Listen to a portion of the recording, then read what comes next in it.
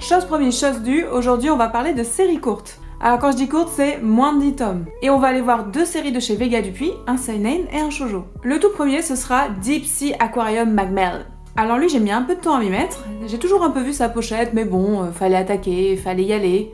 Et un jour, je me suis lancée, et ben j'ai pas du tout regretté. Donc Deep Sea Aquarium Magmel, écrit par Sugishita Kiyomi, et qui compte pour l'instant 9 tomes. Alors je dis pour l'instant parce qu'apparemment il est toujours en cours, il est écrit depuis 2018, et il semblerait que d'autres tomes puissent arriver. Celui-là, il m'a laissé un petit peu la même impression de lecture que Le Gourmet Solitaire de Taniguchi. Parce qu'à la même manière du héros principal qui à chaque chapitre va goûter à un nouveau plat, et donc va nous donner une histoire en lien avec, on va avoir ici à chaque chapitre sa créature marine. Parce que de quoi parle Deep Sea Aquarium Magmel? On va y suivre Kotaro, qui est un jeune adulte qui travaille au Magmel. Qu'est-ce que le Magmel? Le Magmel, c'est le premier aquarium sous-marin qui va dans les abysses.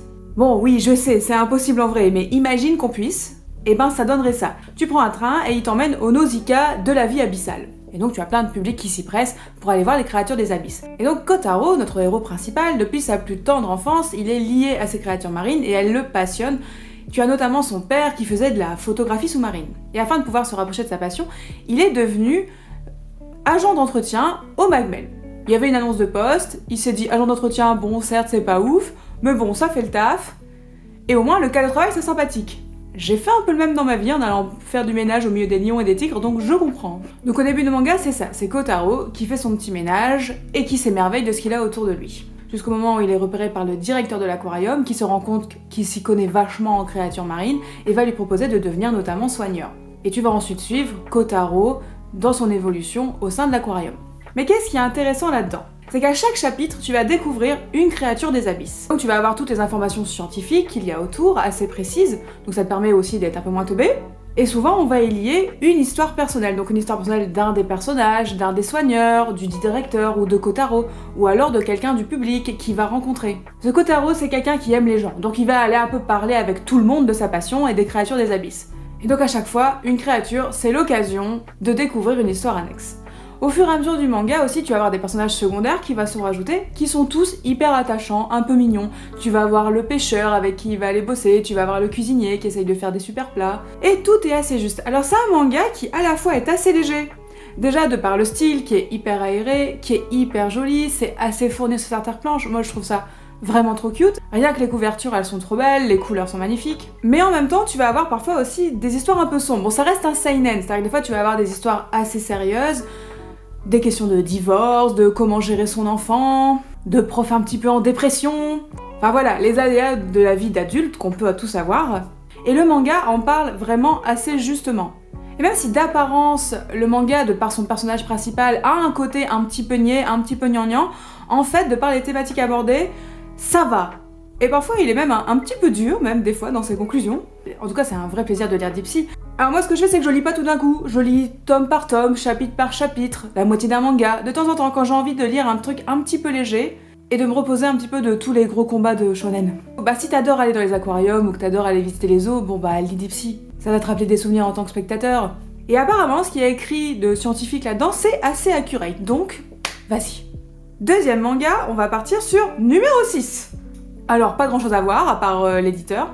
Là, c'est classé dans les shoujo.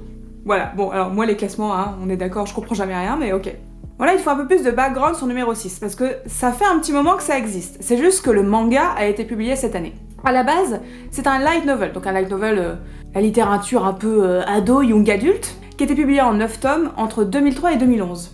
Puis, à la fin du light novel, en 2011, une série numéro 6 est sortie. Peut-être que c'est celle-là que tu as vue. Parce que pour moi, numéro 6, c'était ça. C'était la série animée. Et j'en avais un assez bon souvenir. Je me souviens que c'était assez court, il y a qu'une seule saison. Par contre, je me rappelais de pas grand-chose, à part que c'était un petit peu dystopique, et que les deux héros principaux avaient une romance un peu chelou. Et à la suite de cette light novel, au Japon, entre 2011 et 2013, est sorti le manga adapté du roman par Inoki Kino, et avec l'autrice de base. Sauf que ça a mis du temps à arriver en France, et c'est en 2023 que c'est arrivé chez... j'ai oublié. Vega Dupuis. Et cette série manga compte autant de tomes que la light novel, donc 9. Et là, c'est terminé. De quoi ça parle numéro 6? La Troisième Guerre mondiale a eu lieu. Fun. Et suite à ça, la plupart de la surface habitable de la Terre n'existe plus. C'est la galère. Ils ont donc divisé en plusieurs cités, en plusieurs régions, ce qui restait d'habitable, Et tu vas notamment y trouver la cité de numéro 6. Et c'est une cité qui est un peu vendue comme la cité idéale. Bon, t'imagines un peu, c'est 1984 quoi.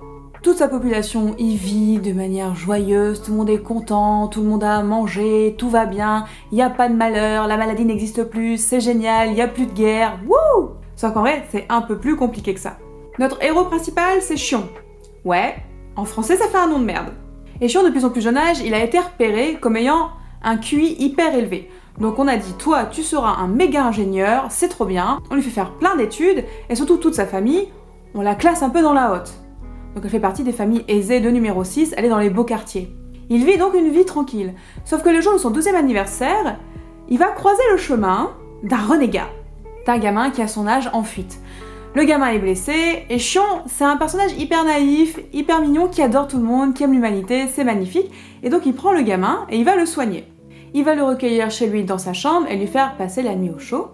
Il comprend bien que c'est un fugitif, mais bon, Xion il a des valeurs et il va aider ce gamin avec qui il se lie un petit peu d'amitié en une soirée.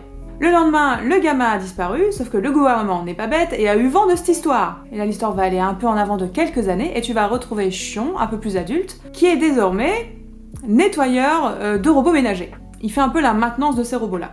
Parce que du coup sa famille a été déchue et donc maintenant il se retrouve un peu dans le quartier populaire de la ville, ils ont plus d'argent, enfin voilà, c'est un peu devenu aussi un peu les renégats. Mais bon, eux ça leur va, Xion il se dit pour rien au monde je changerai ma décision, c'était cool d'avoir aidé le gamin qui s'appelle Nezumi, je regrette pas, la mère non plus elle regrette pas, elle a une boulangerie, tout va bien. Sauf qu'il y a des cadavres qui commencent à arriver dans la cité. Il y a un truc un peu chelou qui arrive, je vais pas tout vous spoiler, qui fait que le gouvernement a décidé de mettre ça sur le dos de Xion.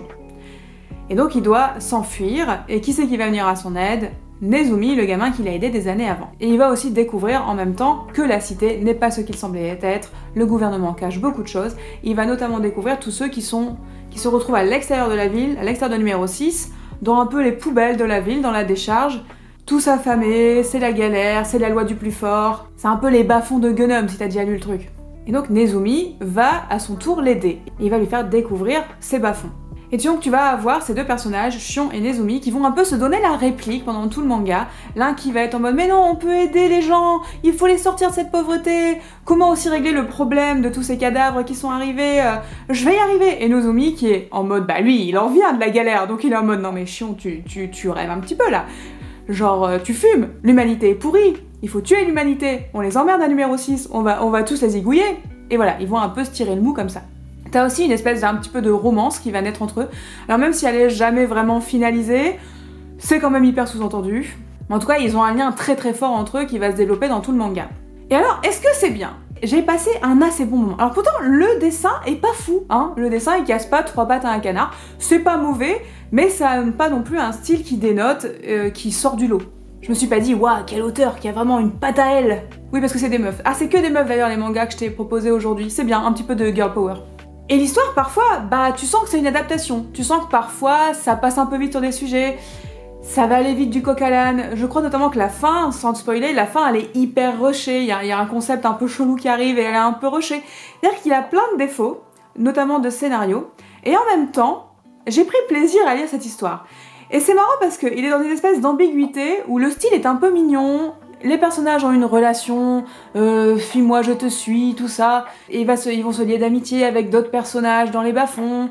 Il y a un côté un peu candide qui est ramené notamment par le personnage de Xion, et en même temps t'as des scènes hyper dures d'amoncellement de cadavres. Parce que c'est une dystopie, et donc forcément le gouvernement, c'est des gros bâtards, et ils en ont rien à foutre de tuer des gens à l'appel de manière totalement exécrable. Dystopie de base. Et t'as le volet politique qui des fois est intéressant, et qui des fois est un peu léger. Tu vas aussi avoir un méchant un peu cliché.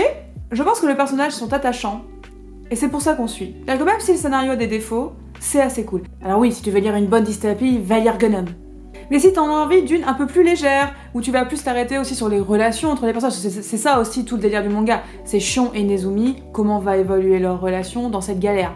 Et ben numéro 6, c'est vachement bien. C'est un petit peu mon plaisir coupable. Tu vois, c'est le manga qui est pas terrible, qui est pas le meilleur manga du monde écrit, ça a pas l'air de venir d'une grande autrice, mais j'ai passé un super moment. Et c'est avant tout ce que je demande à mes lectures, c'est de passer un super moment. Donc ouais, je te conseille numéro 6. Du coup maintenant j'ai envie de me remater l'anime pour faire la différence. Donc voilà, c'était 2 séries courtes, en moins de 10 tomes, écrites par des meufs, assez cool.